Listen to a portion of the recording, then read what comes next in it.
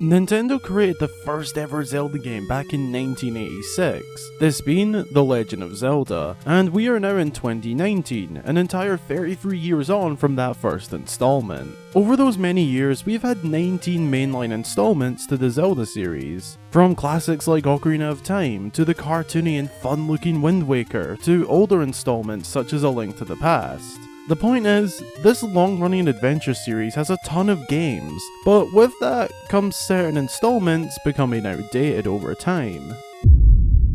Now, this is not necessarily a bad thing by any means, but some titles are either hard to access nowadays, have controls that aren't the best for everyone, or are just generally not up to speed with the modern day expectations and fall a little bit behind. In recent years, Nintendo have started to remake and in some cases reimagine some of their older games, and this has been very prominent within the Zelda series. We've seen Twilight Princess and the Wind Waker remade in HD for the Wii U, we got Ocarina of Time and Majora's Mask remade for the 3DS, and we got A Link Between Worlds, which is considered to be a spiritual successor to A Link to the Past. With another remake on the way, that remake coming out the day this video will be out, the remake being Link's Awakening, it got me thinking of what other games could use remakes, and with the help of fellow Zelda channel Zelda Lore, I've created a list of the top 5 most needed or wanted remakes for Zelda games. So without further ado, here are my top 5 most needed or wanted Zelda remakes.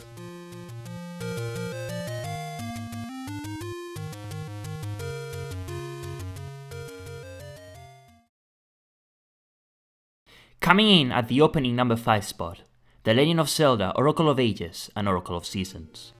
Two very unique titles of the series themselves, but also very old ones. These two games are very similar gameplay wise, but follow slightly different stories. The unique part about these games is that combining both of them together actually links up for a bigger overarching story. Both games were released for the Game Boy Color and are regarded as one of the best handheld installments within the series. Within Oracle of Ages, Link must use the Harp of Ages to control the flow of time, and within Oracle of Seasons, he must use the Rod of Seasons to control nature.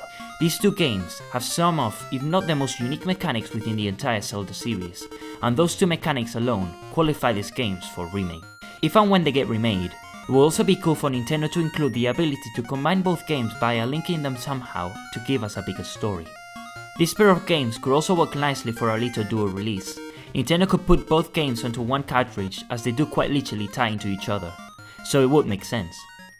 So, both of the Oracle games take the number 5 spot. Now for number 4. The original Legend of Zelda game that started it all. Now, I am not 100% sure how the Zelda team would go about this remake as far as the art style goes, but put that to the side and to us, it sounds like a fantastic idea. After all, Breath of the Wild was to some degree a reimagining of The Legend of Zelda's original vision, and during development for Breath, a remake of the original game was made, kind of anyway. They used this little remake demo game for working out certain mechanics in parts of Breath of the Wild, and you can actually go learn about this yourself by watching Nintendo's The Making of Breath of the Wild series on YouTube. I'll link it below. But that's what got the idea in my head of remaking the original Legend of Zelda.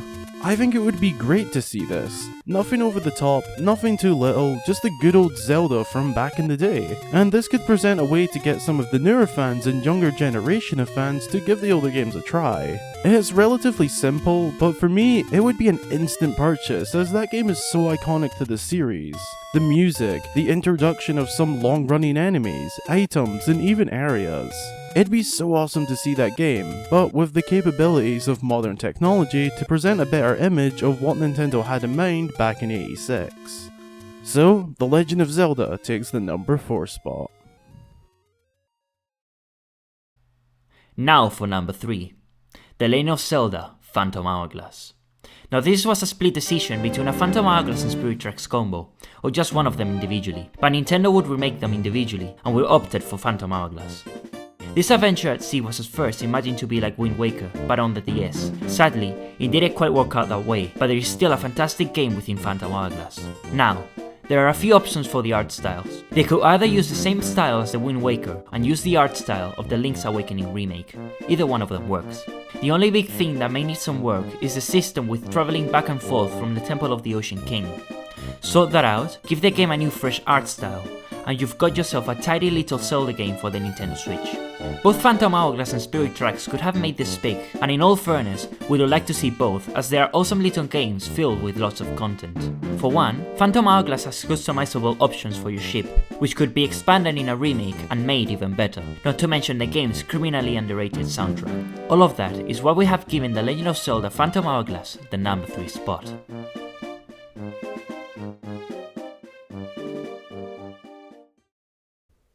Coming in at the runners-up number 2 spot, The Legend of Zelda, The Minish Cap.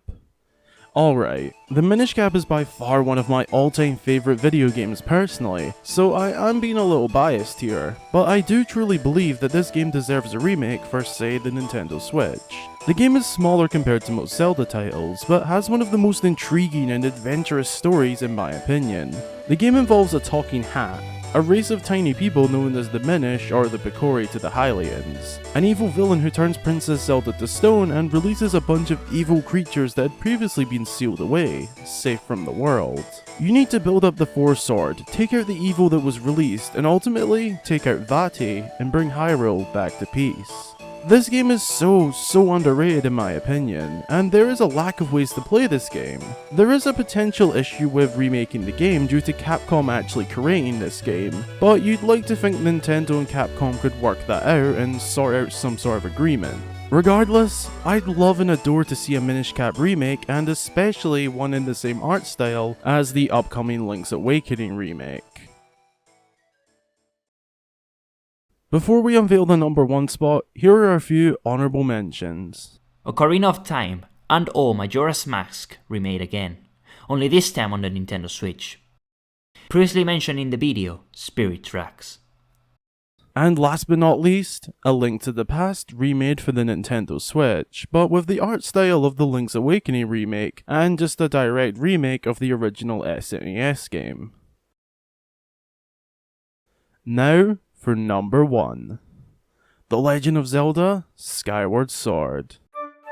I'm sure many of you saw this one coming, and I don't blame you. Skyward Sword has more than definitely been one of the most wanted, if not the most wanted remake within the series. This installment came out on the Wii, and despite having some controversial opinions on it, I love and adore this game to bits. The game takes place at the beginning of the Zelda timeline, so it's certainly an important game. It tells a great story, considered by many as one of the best in the entire series, with compelling characters such as Groose, and amazing villains such as Girahim. In this game, instead of galloping across Hyrule and Epona, or sailing the vast ocean, you soar through the skies atop a giant red bird, plunging beneath the clouds down to the surface, and taking on all sorts of unknown threats. A few things Nintendo could improve in a potential remake will have to be filling the sky with more islands, puffy clouds to fly through, and more activities to do, as in the game the sky is very bare. It's really cool to fly around the sky on a Loftwing, but there really isn't much else to do beyond that. Secondly, and the thing most of you are probably thinking, the controls. Me personally, I had little to no issues with them, and personally believe it depends on how you have everything set up. But at the end of the day, that can cause an inconvenience and isn't an answer. Giving players the option between the standard controller gameplay and motion controls via the Joy-Cons would work just fine. The Joy-Con motion controls of the Nintendo Switch are super accurate and will work wonders for this game. It's also the only 3D Zelda game not to be remade yet, so it would make sense. That is why Skyward Sword gets our pick for the most wanted and or needed Legend of Zelda remake.